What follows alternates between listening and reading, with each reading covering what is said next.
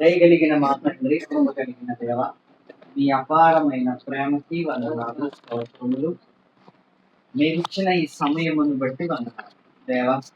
ఇవ్వండి సంఘాన్ని కృపతో జ్ఞాపకం చేసుకోండి, ఆయురారోగ్యాలను దయచేయండి. మీ కృప కొరకునైనా మేమందరూ కలిసి చక్కగా ముందుకు సాగటానికి సహాయమును దయచేయమని కోరుకుంటూ ఈ ప్రార్థన క్రీస్తు వారి పేరట మీకు సమర్పిస్తున్నాం తండ్రి, ఆమేన్. ప్రియమైన దేవుని పిల్లలారా, క్రీస్తు వారి పేరట మీ అందరికీ నా వందనాలు. దేవుడు మనకిచ్చిన ఈ మంచి అవకాశం, మరి కొన్ని బైబిల్లో నుంచి మనం నేర్చుకోవటానికి ప్రయత్నం చేద్దాం. ఎందుకు అంటే బైబిల్ దేవుడు మనకిచ్చిందే మనకి నేర్పటానికి. మనకి నేర్పుకుంటూ దేవుడు మన జీవితాలని సరిచేయటానికి ఉపయోగపడే ఏకైక పుస్తకమే బైబిల్. మన రోగాలని బాగు చేయటానికి వైద్యులు, ప్రపంచంలో గొప్ప మేధావులు ఎలాగైతే మందులు కనిపెట్టారో, మన మార్గాలను సరిచేయటానికి దేవుడు బైబిలును మనకి ఇచ్చాడు. ఎందుకంటే మనము తొక్కుతున్న మార్గము, మనం వెళుతున్న మార్గము మనుషులు సరిచేయలేని మార్గం. ఎందుకంటే మనుషులు ఎలా ఉంటారంటే ఎవరి మాట వినరు. నేను పట్టుకున్న కుందేలుకు 3 కాళ్ళు అన్నట్లుగా పట్టుకుంటూనే ఉంటాడు, కానీ నేను ఎవరి మాట వినను అంత స్థాయిలోకి, తారాస్థాయికి చేరిపోయాడు మనిషి. అందుకే వాక్యము మనుషుల్ని ఏం చేస్తుందంటే మెల్లమెల్లగా మనల్ని మంచి మార్గములోకి నడిపిస్తుంది. వాక్యము మనల్ని మంచి మార్గములోకి నడిపిస్తున్నప్పుడు ఒకవేళ ఆ మార్గము నుంచి పక్కకి వెళ్ళిపోయామనుకోండి, ఆ మార్గము నుంచి పక్కకి వెళ్ళిపోతే ఆ దోషము దేవుడిది కాదు, ఎవరిది? మనదే. ఎందుకంటే మనం పక్కకి వెళ్ళిపోయాం కాబట్టి. అందుకే మనం పక్కకి వెళ్ళిపోకుండా సరి అయిన మార్గములో నడిపించటానికి దేవుడు ఏం చేశాడంటే ప్రతి కాలానికి ఒక నాయకుడిని పుట్టించాడు. ప్రతి కాలానికి ఒక నాయకుడు. అందరూ నాయకులైతే ఇంకా నడిపించేది ఎవరిని? అందరూ నాయకులైతే నడిపించేది ఎవరిని? అందుకే 100 మంది ప్రజలు ఉండాలి, ప్రజలకి ఒక నాయకుడు ఉండాలి కదా. అందుకే ప్రతి కాలానికి, ప్రతి సమయానికి జనులు అడ్డదారులు తొక్కుతుంటే, జనులు అడ్డదారులు వెళుతుంటే వారిని మళ్ళీ మార్గములో నడిపించటానికి దేవుడు ఏం చేశాడు? భక్తులను పుట్టించాడు. భక్తులను పుట్టించాడు, రాజులను పుట్టించాడు, ప్రవక్తులను పుట్టించాడు, స్త్రీలను పుట్టించాడు, ప్రవక్తీలను పుట్టించాడు. ఎందుకంటే జనాలు ఒక్కొక్కసారి ఏం చేస్తారంటే దేవుణ్ణి కూడా లెక్క చేయకుండా ప్రవర్తిస్తారు. దేవుణ్ణి కూడా లెక్క చేయకుండా. ఎందుకంటే కనిపించే దేవుడైతే కాస్త భయపడతారేమో, ఓకే, కనిపించేవాడైతే. పాము కనిపిస్తుంది కాబట్టి మనకి భయం. ఎప్పుడు చూడలేని పాము గురించి చెప్పి మిమ్మల్ని భయపెట్టాను అనుకోండి, ఒక్కొక్కసారి ఆ భయం కూడా మనకి పెద్దగా ఉండదు. ఎందుకంటే ఎప్పుడు మనం చూడలేదు కాబట్టి.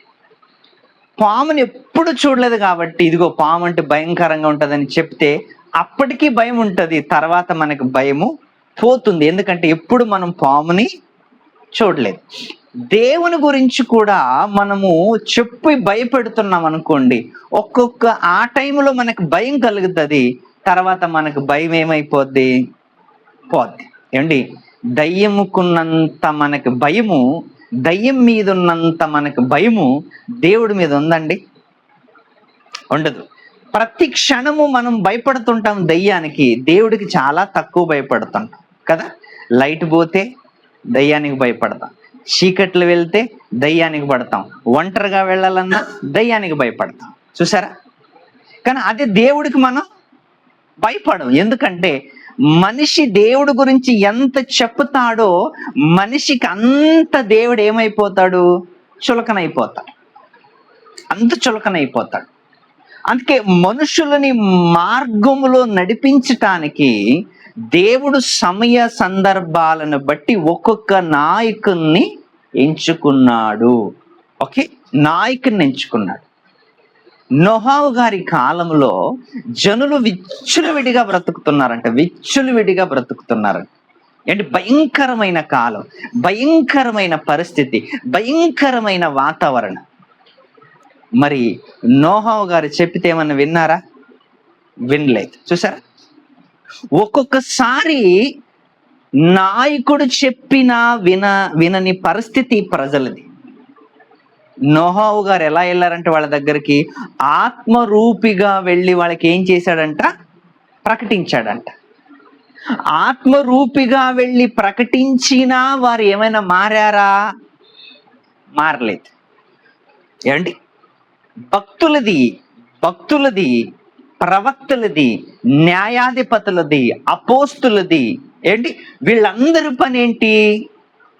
చెప్పే పని కదా, చెప్పే పని. వీళ్ళందరిది ఏ పని? చెప్పే పని భక్తులదైతే, చెప్పే పని న్యాయాధిపతులదైతే, చెప్పే పని అపోస్తులదైతే, చెప్పే పని కాపరులదైతే, చెప్పే పని సేవకులదైతే, ఇంతమంది చెప్పిన తర్వాత కూడా వినకపోతే యాక్షన్లకు దిగేది ఎవరు? దేవుడు కదా. అందుకే అప్పుడు సేవకులందరూ చేతులు ఎత్తేస్తారు. ఏమని? ప్రభువా, మేము చెప్పిందేదో చెప్పాము, ఇంక తర్వాత నీకు సంబంధించి. ఎందుకంటే తీర్పు తీర్చే అధికారం మనకు లేదుగా. ఎందుకంటే దేవుని ఉగ్రతకు మనం ఏమివ్వాలి? చోటు ఇవ్వాలి. ఓకే, ఎందుకంటే దేవుని ఉగ్రతకి మనము చోటు ఇవ్వాలి. మనమే ఉగ్రత చూపించామనకు, మరి దేవుడు ఎందుకంటే ఇంకా. అందుకే దేవుడికి మనం ఏమివ్వాలి? చోటు ఇవ్వాలి. 10 మంది పనిచేస్తుంటామండి. ఓకే, 10 మంది పనిచేస్తుంటాం. మన పైన ఒక నాయకుడు ఉంటాడు. మనమే తిట్టామనుకోండి, నాయకుడు ఎందుకు ఇంకా? మనమే తిట్టామనుకో, ఎందుకంటే మనతో పాటు పనిచేసేవాడే. మనకంటే ఒక లీడర్ ఉన్నాడు, ఒక కెప్టెన్ ఉన్నాడు, ఒక నాయకుడు ఉన్నాడు. ఆయనకి అవకాశం ఇవ్వాలి. అందుకే కదా ఆయన్ని పెట్టింది. ఒకవేళ ఆయనకి పని లేదనుకోండి, మరి ఆయన ఎందుకు ఇంకా? ఇప్పుడు మనం అందరూ కూడా సేవకులైనా, విశ్వాసులైనా, న్యాయాధిపతులైనా, రాజులైనా, ప్రవక్తలైనా అందరూ కూడా మనుషులే. కొన్నిసార్లు దేవుడు ఒక్కొక్కరిని ఏం చేస్తాడు? ఆ 10 మందికి న్యాయాధిపతిగా చేస్తాడు, 100 మందికి రాజునుగా చేస్తాడు, ఏమంటే అపోస్తులంగా చేస్తాడు, సేవకులంగా చేస్తాడు. చేసి ఏం చేస్తాడంటే దేవుడు తన కాలాన్ని బట్టి జనాన్ని వాడుకుంటాడు. వాడుకునేటప్పుడు సేవకుడు హెచ్చరిస్తుంటాడు, సేవకుడు గద్దిస్తుంటాడు. దానికి లోబడితే దేవునికి లోబడినట్లు. సేవకుడు వాక్యంతో గద్దిస్తాడు, సొంత విషయాలు అయితే కాదుగా. ఇంటి విషయాలను అయితే, ఇంట్లో నువ్వు కూర ఎందుకు ఎట్లా వండావు, నువ్వు ఉప్పు ఎందుకు ఎక్కువ వేసావు, నువ్వు కారం ఎందుకు ఎక్కువ, ఇలాంటివి ఏమైనా ఉంటాయా? లేదు కదా. సేవకుడు ఎలా గద్దిస్తాడంటే మనం ఎదగాలి, మనం నిలబడాలి, దేవుని కోసం బ్రతకాలి, దేవుని పని చెయ్యాలి, దేవుడి కోసం మనం గొప్పగా ఎదిగితే దేవుడు మనకు పరలోకం ఇస్తాడు. ఇలాంటి విషయాలతో సేవకుడు ఏం చేస్తాడు? మనల్ని గద్దిస్తాడు, హెచ్చరించిన తర్వాత నెక్స్ట్ ఏంటి? లోబడాలి. మనం అందరూ కూడా లోబడితే 4 కాలాలతో పాటు చక్కగా మన కుటుంబాలు ఉంటాయి. దేవుని గద్దింపుకు లోబడేవాడు ఎలాంటి వాడు తెలుసా? చాలా మంచివాడు. దేవుని గద్దింపుకు లోబడేవాడు చాలా మంచివాడు. అందుకే ఎప్పుడు కూడా ఒక సేవకుడు గద్దిస్తున్నాడంటే కక్షతో కాదు, కోపంతో కాదు. ఎందుకంటే సంఘాన్ని బట్టి, మన ఆలోచనలు బట్టి, అమ్మో నేను ఎంత కష్టపడుతున్నాను కదా, ఎందుకు నా సంఘం ఎదగటం లేదు? మీరు పండ్లకి వెళ్తారు, పండ్లకి వెళ్ళిన తర్వాత సేటు ఊరికనే తిట్టాడు అనుకో, ఊరికనే ఎవరైనా తిడతారా? ఏదైనా పని జరగకపోతే తిడతాడు. ఒకవేళ పని జరుగుతుంది అనుకో, వాడు ఏం చేస్తాడు? మెచ్చుకుంటాడు, అరే బహుత్ అచ్చా కామ్ కియా, आज तू बहुत कल से भी ज्यादा आज अच्छा काम किया అని అప్రిషియేట్ చేస్తాడు. కానీ ఏ పనులు జరగకుండా మన సేటు కనిపించామనుకో అంటాడా అనడా? అక్కడ సేట్ అనటం న్యాయం అయితే ఇక్కడ కాపర్ అనటం కూడా న్యాయం. అందుకే ఎప్పుడు కూడా ఒక సేవకుడు మనల్ని గద్దిస్తున్నాడు అంటే మన మేలు కోరే. ఎందుకంటే రాను రాను మనకి దినాలు ఎలాంటివి, ముసలుగా అయిపోతాం. రోజు రోజుకి మన పిల్లలు మన కళ్ళు ముందు పెద్దగా అవుతుంటే మనం ఏమైనా చిన్నగా అవుతుంటామా? మనం ముసలుగా అవుతుంటాం. మరి ఇంకెప్పుడు మనం నేర్చుకునేది? అందుకే తరానికొక్కడు దేవుడు పుట్టించుకొని వస్తున్నాడు. ఒకసారి మరి నోహావు గారు అనేకుల దగ్గరికి వెళ్ళాడు వాక్యం చెప్పటానికి. వాక్యం చెప్పాడు, అనేకులకి చెప్పాడు. చివరికి ఎవరిని కాపాడుకున్నాడు ఆయన? కుటుంబాన్ని మాత్రమే కాపాడుకున్నాడు. మీరు బాగా ఆలోచించండి. సేవకుడు ఎంత నోరు విప్పి, ఎంత గొంతు విప్పి అరిచినా ఎవ్వరు మారకపోతే రెండవది దేవుడు దిగుతాడు యాక్షన్ లోకి, సేవకుడు సైలెంట్ అయిపోతాడు కదా. నోహావు గారి కాలములో దేవుడు దిగాడు. దేనితో శిక్షించాడు? నీటితో శిక్షించాడు, జల ప్రళయముతో శిక్షించాడు. ఏమన్నా మరి నోహావు గారు ఏమైనా శిక్షించాడా? నోహావు గారు ప్రకటించాడు, వినకపోతే దేవుడు శిక్షించాడు. అందుకే ఈరోజు మనమంతా ఒక కుటుంబం మనం సరి చేసుకోకపోతే మనల్ని ఎవరు సరి చేస్తారు చెప్పండి? మనం సరి చేసుకోకపోతే, మనల్ని మనం హెచ్చరించుకోకపోతే, మనల్ని మనం సరి చేసుకోకపోతే ఎవరు మనల్ని సరి చేస్తారు? ఎవరు హెచ్చరిస్తారు? అందుకే జనాలకి ఎలాంటి వాడు ఉండాలంట? సామెతల గ్రంథం మాట చూసుకొని ముగించుకుందాం. 11వ అధ్యాయము, సామెతల గ్రంథము 11వ అధ్యాయము 14వ వచనాన్ని ఒక్కసారి మనం ధ్యానించగలిగితే, సామెతల గ్రంథము 11వ అధ్యాయము 14వ వచనం. నాయకులు नीति वचन 11वां अध्याय 14वां वचन. నాయకుడు లేని జనులు చెడిపోదు. అంటే మీరు బాగా ఆలోచించండి. నాయకుడు ఎందుకు అవసరం అంట? జనాలు చెడిపోకుండా ఉండటానికి ఎవరు అవసరం అంట? నాయకుడు అవసరం. మరి ఆ నాయకుడు మాటే వినకపోతే, ఆ నాయకుని మాటే మనము పెడచెవున పెడితే, ఆ నాయకుని మాటే మనము ధిక్కరిస్తే మరి ఇంక మనం ఏమైపోతాం? తల్లిదండ్రుల మాటే పిల్లలు వినలేదనుకోండి, ఇంకెవరి మాట వింటారు వాళ్ళు? గురువు మాటే వినలేదనుకోండి, ఇంకెవరి మాట వింటారు వాళ్ళు? ఒకటి గురువు మాట అయినా వినాలి, రెండవది తల్లిదండ్రుల మాట అయినా వినాలి, మూడవది దేవునికైనా లోబడాలి.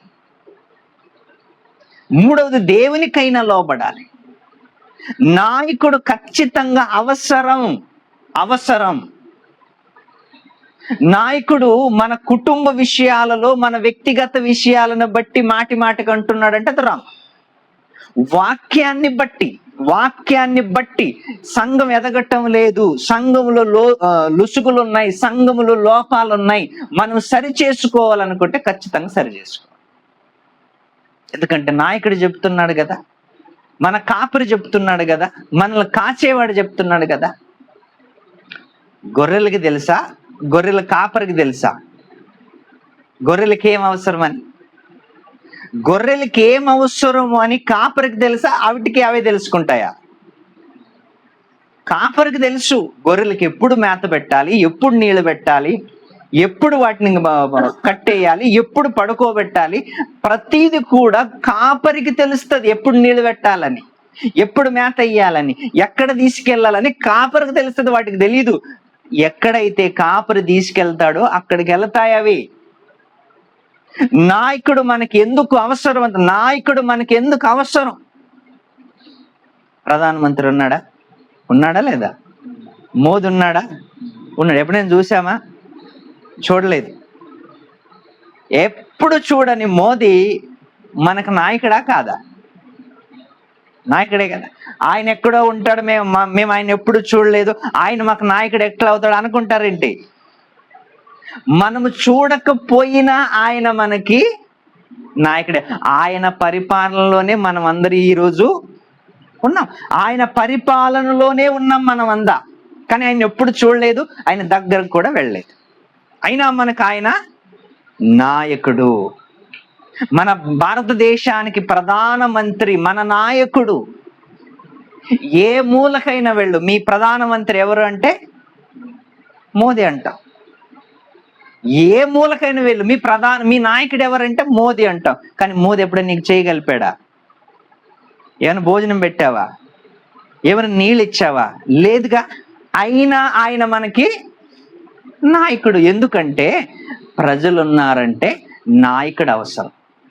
నాయకుడు ఉన్నాడంటే ప్రజలు కూడా అవసరం. ప్రజలే లేరనుకోండి, నాయకుడు ఎందుకు పనికి వస్తాడు? ఇంకా ప్రజలే లేరనుకోండి, రాజరికం ఉంటుందా? రాజు ఉన్నాడంటే ఎవరున్నారని అర్థం? ప్రజలు ఉన్నారని అర్థం. ప్రజలు ఉన్నారంటే రాజు ఉన్నాడని అర్థం. అందుకే నాయకుడు లేకుంటే జనాలు ఏమైపోతారంట? ఏముంది చదవండి. నాయకుడు లేకుంటే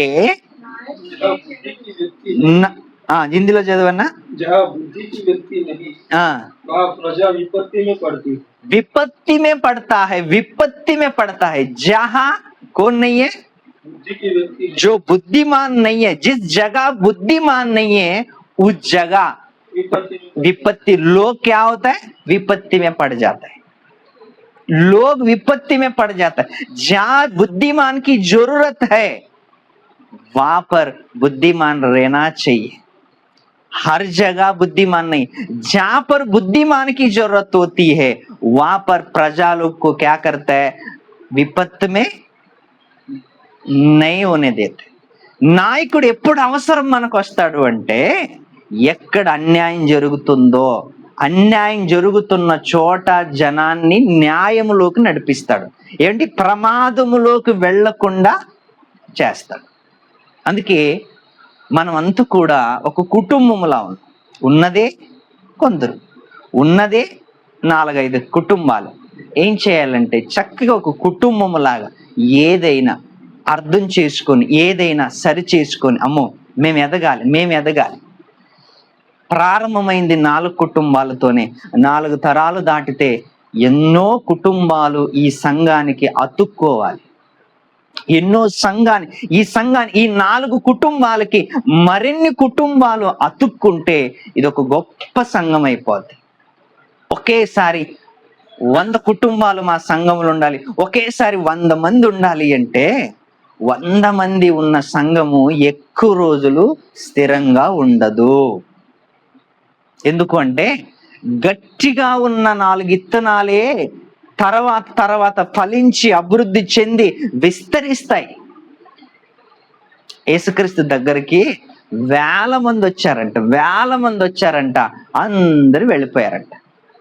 కానీ యేసుక్రీస్తు వారు ఎంతమంది వచ్చారు కదా అని ఎప్పుడు సంతోషించలేదంట. అందరు వెళ్ళిపోయారంట. ఎంతమంది మిగిలారంట? 12 మంది మాత్రమే మిగిలారంట. వాళ్ళని కూడా అడిగాడంట, మీరు కూడా వెళ్ళిపోతారు నాయనా అని అడిగాడంట. ఇప్పుడు వాళ్ళు కూడా వెళ్ళిపోయారు అనుకోండి. యేసుక్రీస్తు వారు ఒక్కడే ప్రారంభించాడు ఈ విప్లవాన్ని. యేసుక్రీస్తు వారు ఒక్కడే ప్రారంభించాడు. ఆయనే మన నాయకుడు. ఒక్కడే ప్రారంభించాడు. 12 మందిని జత చేసుకున్నాడు. యేసుక్రీస్తు పరలోకానికి వెళ్ళిపోయిన తర్వాత ఈ 12 మంది భూమిని తలక్రిందులు చేశారు. 12 మంది. ఆ 12 మంది తర్వాత ఎందరో మహానుభావులు ఈ వాక్యాన్ని ప్రపంచానికి నడిపించారు. ఈ వాక్యాన్ని ప్రపంచానికి తీసుకెళ్లారు. ఎందుకంటే ప్రతి కాలములో ఒక నాయకుడు అవసరం. ఈ కాలంలో కూడా మనకి సేవకులు అవసరం, నాయకులు అవసరం. వారు చెప్పిన మాట మనం వింటే కనీసం భయం ఉంటుందమ్మో, నేను ఇది చేస్తే మా కాపరి తిడతాడు, ఇది చేస్తే మా నాయకుడు తిడతాడని కనీస భయం అయినా మనకి ఖచ్చితంగా ఉంటుంది. అందుకే నాయకుడు లేని ఎడల జనులు ఎలా ఉంటారంట? చెడిపోతారు. అంతేనా? జనాలు చెడిపోతున్నారంటే వాక్యము లేదు అని అర్థం. ఈ మాట ఏంటి మనము ఎక్కడ చూస్తున్నామంటే న్యాయాధిపతుల్లో చూస్తాం. ఒకసారి చదువుకుందాం. న్యాయాధిపతుల్లో చూడండి,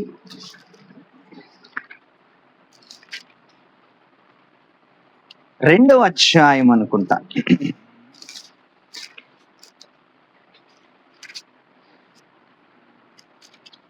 న్యాయాధిపతులు 2వ అధ్యాయము 10వ వచనం. న్యాయాధిపతులు 2వ అధ్యాయము. ఆ తరుము వారందరూ తమ పితరుల యొద్దకు చేర్చబడిరి. ఆ తరుము వారందరూ తమ పితరుల యొద్దకు చేర్చబడిరి.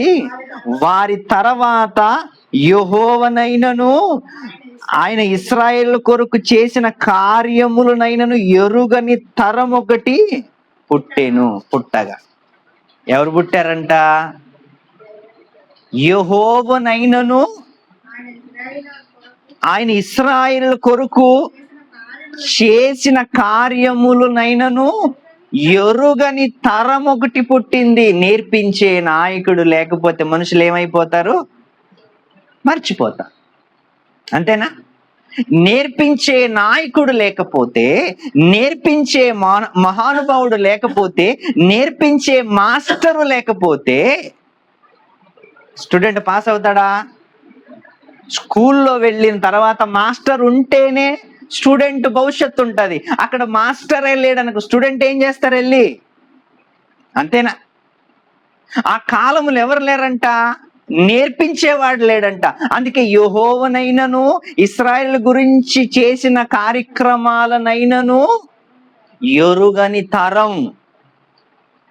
అందుకే ఇప్పుడు నాయకుడు ఎంత అవసరం చెప్పండి? నాయకుడు అవసరమా లేదా? అవసరం. అందుకే నాయకుడు లేకుంటే జనాలు ఏమైపోతారంట? చెడిపోతారు. నాయకుడు చెబుతున్నాడంటే మన మేలు కోసం, నాయకుడు గద్దిస్తున్నాడంటే మనం బాగుపడటానికి. అందుకే ఎప్పుడు కూడా వీటిని సీరియస్గా తీసుకోకుండా మా మేలు కోసమే అని మనం ఆలోచిస్తే మనకు మంచి భవిష్యత్తు ఉంటుంది. రానున్న దినాల్లో చక్కగా మన వాక్యాల్లో ఎదగాలని కోరుకుంటూ ఈ సమయాన్ని ముగిస్తూ సెలవు తీసుకుంటాం. Thank you very much.